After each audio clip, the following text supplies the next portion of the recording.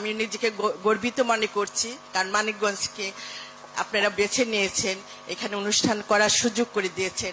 তাই আমি আপনাদের সকলের প্রতি কৃতজ্ঞ, বিশেষ করে চেয়ারম্যান মহোদয়ের কাছে কৃতজ্ঞতা প্রকাশ করছি। ধন্যবাদ। সম্মানিত উপস্থিতি, শহীদ প্রেসিডেন্ট জিয়াউর রহমান স্বাধীনতা ও স্বনির্ভরতা অর্জনের অনন্য এক নাম। বাংলাদেশ বিনির্মাণে ওনার অবদান অসামান্য।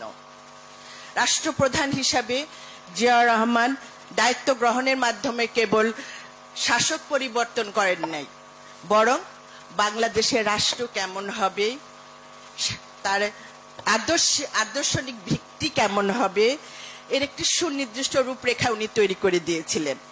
কৃষি ও খাদ্য বিপ্লব, শিল্প বিপ্লব, শিক্ষা বিপ্লব, স্বাস্থ্য সেবা ও জনসংখ্যা নিয়ন্ত্রণ, এই 4টি শান্তিপূর্ণ বিপ্লবের কর্মসূচি 18 নভেম্বর 1979 সালে শহীদ রাষ্ট্রপতি জিয়াউর রহমান জাতির উদ্দেশ্যে ঘোষণা করেন। বাংলাদেশ আবারও পথভ্রষ্ট, বাংলাদেশের জনগণ আবার দিশেহারা, কিন্তু আমাদের দৃঢ় বিশ্বাস জনাব তারেক রহমানের নেতৃত্বে শহীদ প্রেসিডেন্ট জিয়াউর রহমানের সে সোনার বাংলা আবার ফিরে আসবে।